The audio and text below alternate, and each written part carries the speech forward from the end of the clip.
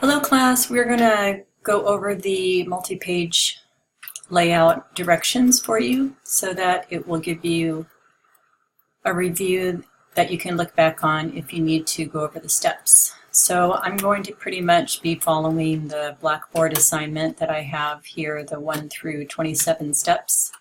So you can follow along with that, or you can follow along with the video, whatever you need to do to help you to get started. So in the directions, I told you to go ahead and put the RTF file, the AIGA 2017 Medalist RTF file on your desktop, and then make sure you activate the fonts before you open up InDesign. If you are in the lab, if you're at home, you should already have the fonts ready. And then you'll open up your InDesign file that you already have your starting point for your best layout. And so that's what I have here. And so this would be my starting point for that layout. So basically you're going to ignore page 1. Okay.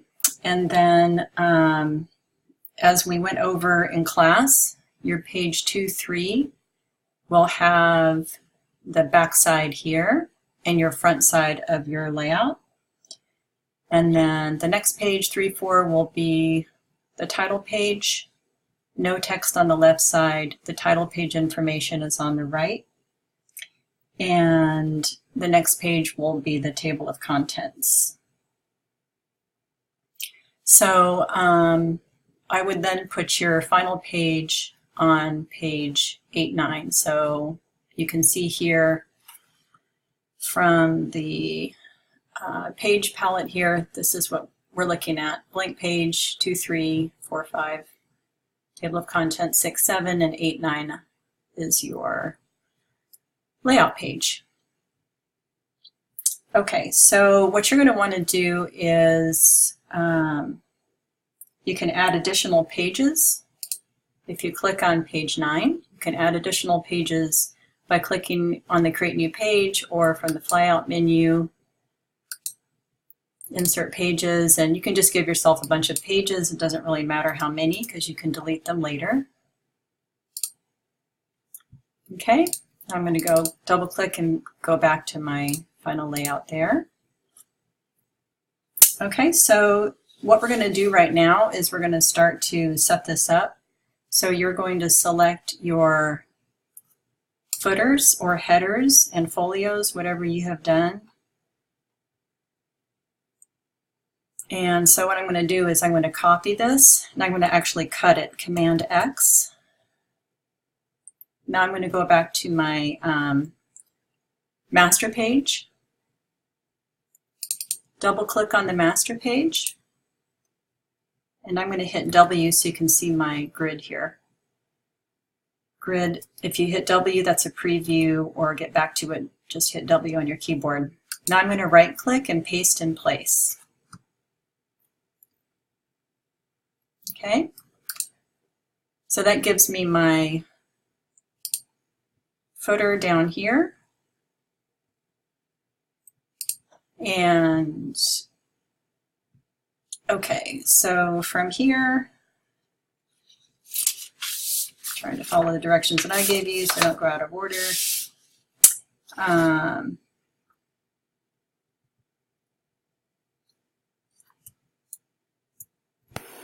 Okay, so from the master page, I'm going to create the automatic page numbers.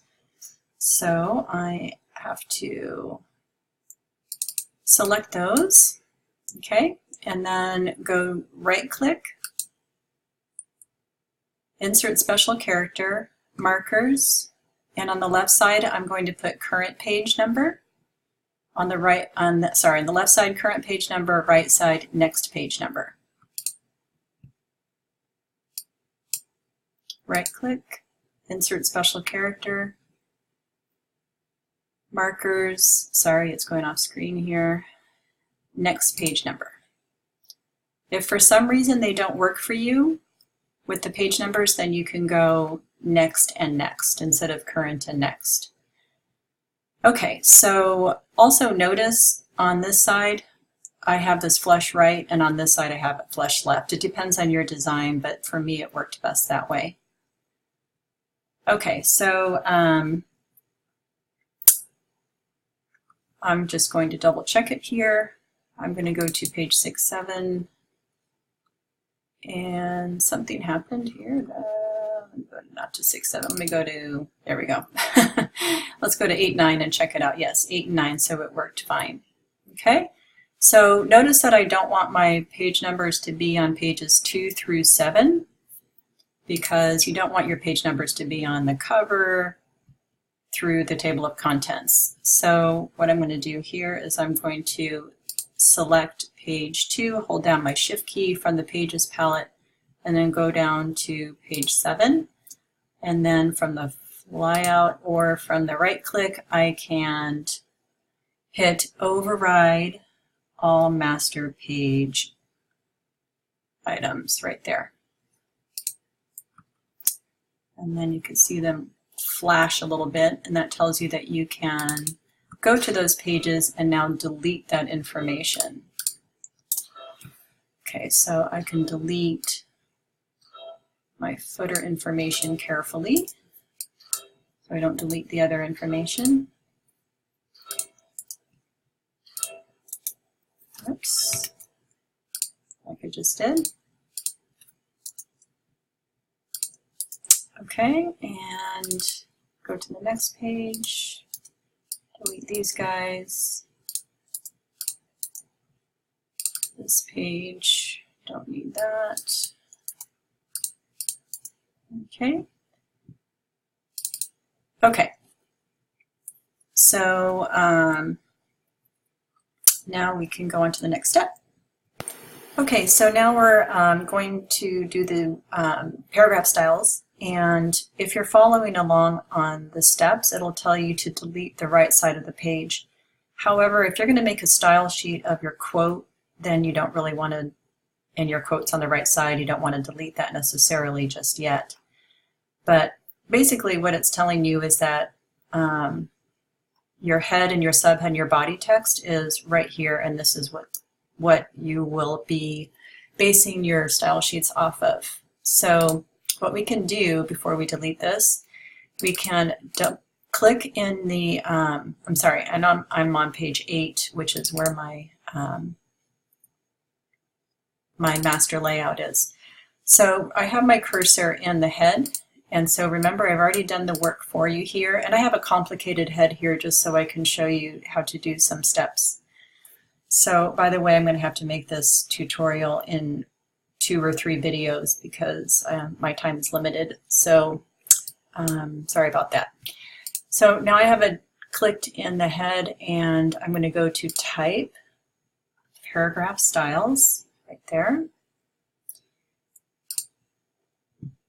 Okay, and so with this paragraph style, remember you've already done all the work, so we just are naming it new paragraph style, and I'll name it final head.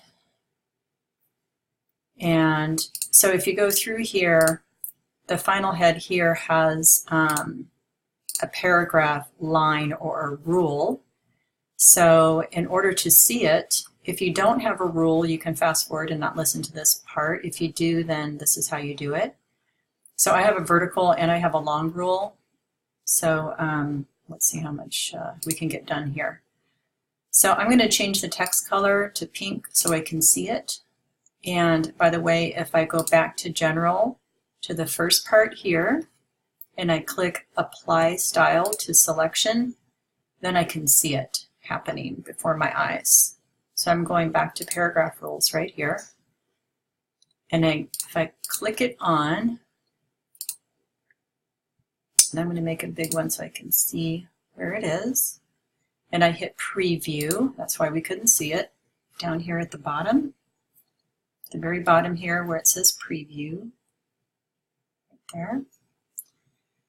And then,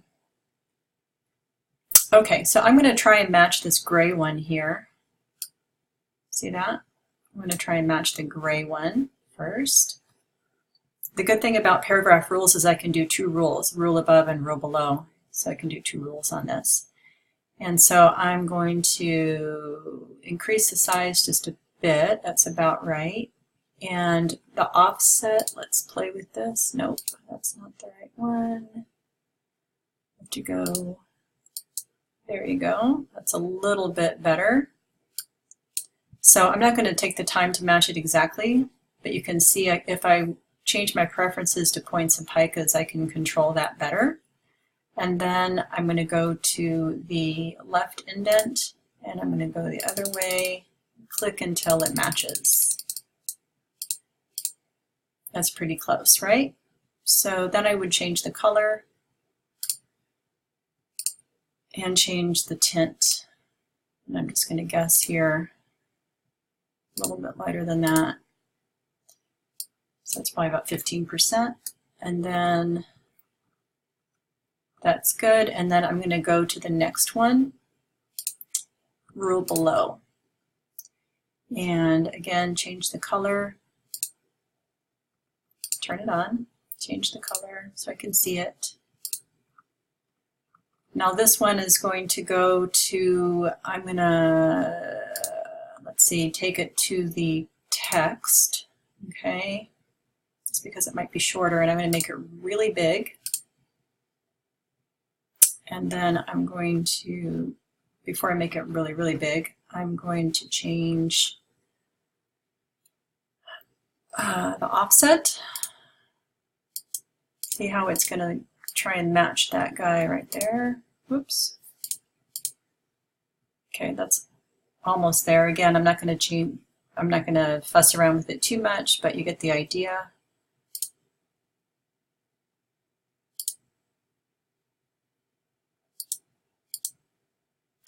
And so if I make this a lot skinnier, that's almost there. I don't know if you can see this. See that? It's almost there.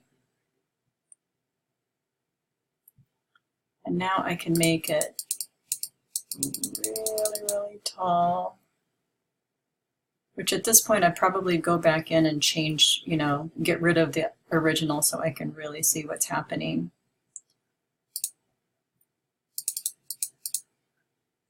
And change the height of this quite tall. So I have to really play with the offsets to get this to match. But I think you get the point, right? Okay, so let's pretend that that is perfect, and we're going to change the color to black, because that one is black. Okay, and then I can always go back in and change it after I delete this. So now when I hit OK,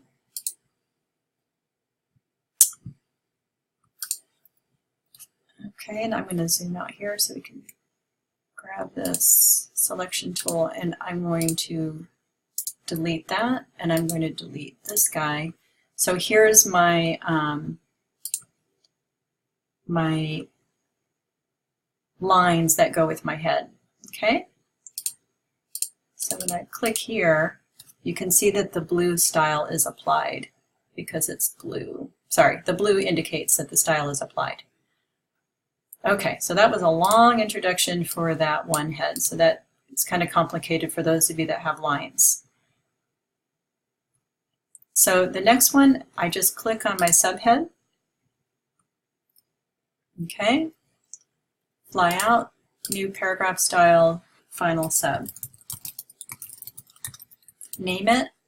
It's got everything here. I don't need to do anything else. Just hit, oh sorry, you can hit the apply style if you don't have that default happening, and then hit OK. Okay.